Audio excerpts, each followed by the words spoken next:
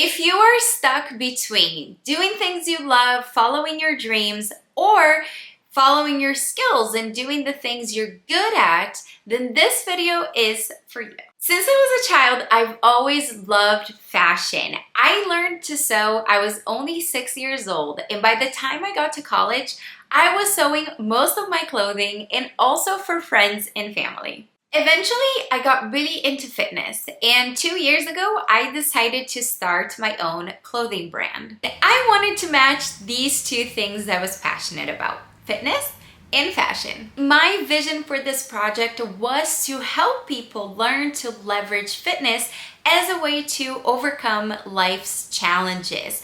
I really wanted people to wear my clothes and feel stronger, feel resilient, find that inner strength. And that was what this whole brand was all about. And it was an amazing journey. I got to design, I got to find the vendors, I got to go out and participate in the sewing process, I got to make changes, I got to do it all, and it was amazing. I learned so much from this experience, but it was also really overwhelming because not only I got to do the parts that I loved, but I also had to deal with all of the other things like financials, administrative work, website stuff, and it was just a lot for one person to handle. So I hired my cousin, and she came in and she helped me with some of the social media content and the website, but it was still a lot of work for me. And I started getting to the point where I started questioning, do I love this enough? And do I want to pursue this enough in order to keep investing more money into it? Or do I just go back to the things that I am good at and I have proof that work for me, which is my career in instructional design and corporate training? Don't get me wrong, I enjoy my career, but it wasn't that thing that it was like a dream, you know? I got into corporate training by chance and I am really good at it. But I also had this desire to live this fantasy and this dream that I thought was going to bring me happiness and all the things that I wanted. But in the end of the day, following my dream was actually not as amazing as I thought it would be. But there were some wins in designing my own clothing brand. I got to a point where I felt more confident and I learned some administrative things that I should have probably known ahead of time. But that's okay. I learned along the way, and I'm glad that I did, because by the time my third collection came out, it was very successful. We got a lot of sales, and I honestly got that feeling of, all right, not all is lost. I didn't fail, but it does take a lot of money and a lot of space, physical space, to keep your product.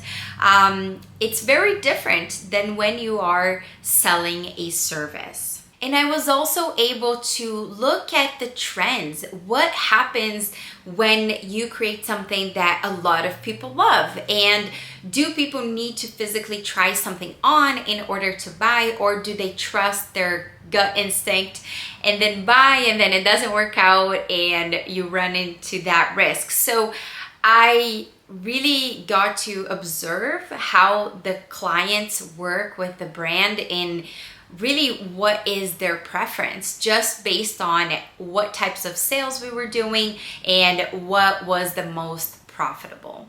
And although it was incredibly exciting to go around saying, oh, I have my own brand, and being able to share that with people, it was still not something that I went home and said, oh, I love this so much, I don't want to do anything else ever again.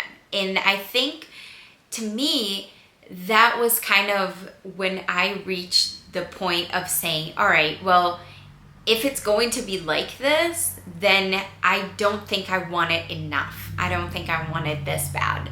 Maybe I am better off in my career where I know I can make money, I can make a lot more money, and I'm more confident in doing that type of work than I am doing this. Eventually, I came across this book called So Good They Can't Ignore You.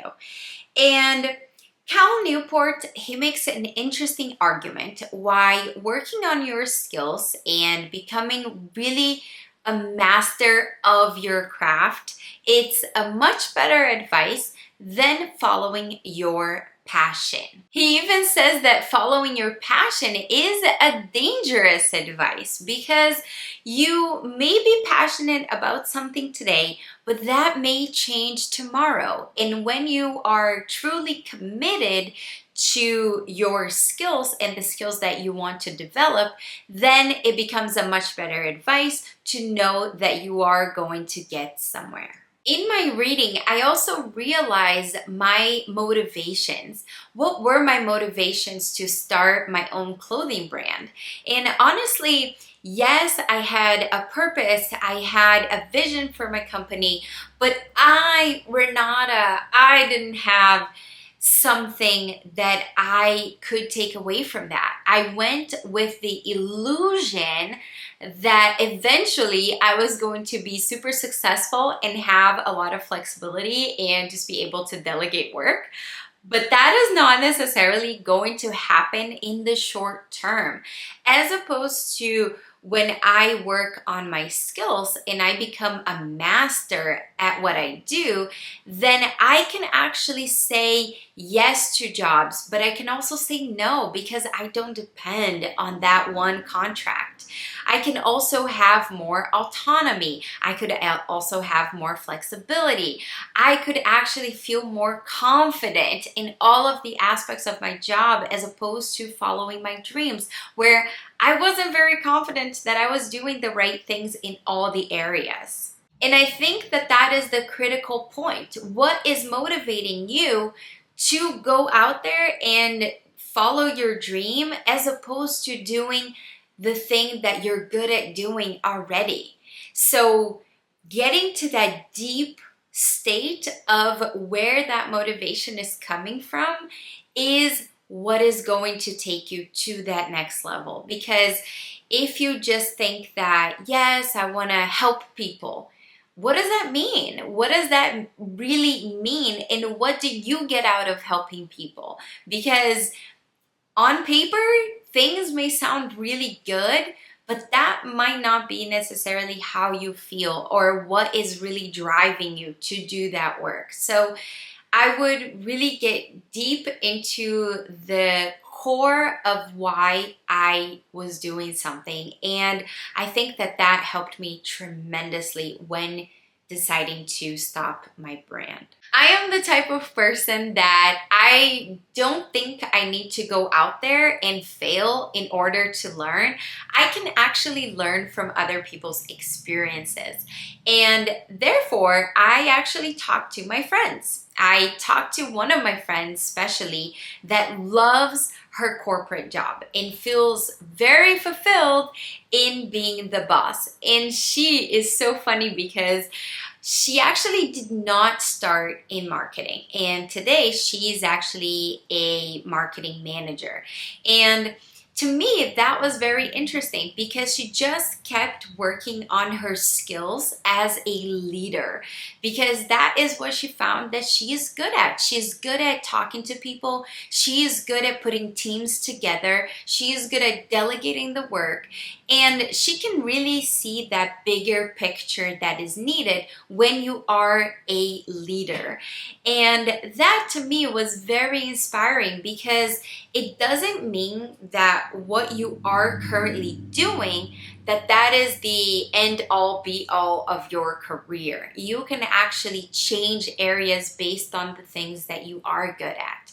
And I think that that just gave me hope because eventually I would love to take on more responsibility and become the boss, but I would need to actually work on those skills first. So if you are stuck between following your dreams versus working on your skills, here are a few things that I would like to recommend. Read this book. It's going to give you powerful insights in order to make the best decision for your life. The second thing is talk to friends and family, because maybe you want to do something that somebody else already did. And why would you go out there and try to figure things out when you can learn from other people? So I would definitely recommend talking to people that you know. I wanted to just highlight the importance of talking to people because my mom is super aware of my skills. And I didn't realize this until I actually talked to her about it, because I just asked, hey, what do you think I should be doing for work? What is your opinion? And she just said, Renata, I think you're good with computers. You spend so much time in front of the computer and you're so curious. You're always researching things. So probably something with computers. And to me, that was kind of funny because she didn't say anything about clothes. She didn't say anything about fitness. She didn't say anything about the things that I thought she would notice if I loved those things. But because I didn't spend my whole time doing that, I spent most of my time researching and reading and just being in front of the computer and trying to make more effective learning experiences. And that's been my life for a few years now. And I just thought that was such a good insight from someone that knows me, that observes me. And that is why I think talking to family members can be especially helpful. Lastly, I would recommend doing some self-reflection. And personally, I like writing. I think that's the best way to really dissect and observe what is going on in your mind and in your heart. But you can do a voice memo, you can do a mind map, a brain dump, whatever floats your boat. But just getting your ideas, your struggles, the good things, the bad things, everything else in a piece of paper and just out of your head in order for you to be able to organize your ideas in what direction you should take. Because that to me is the best way that you can make an informative decision on your career and in your life. And that is it for this video. Thank you so much for watching. Please subscribe to my channel and I will see you on the next one. Bye.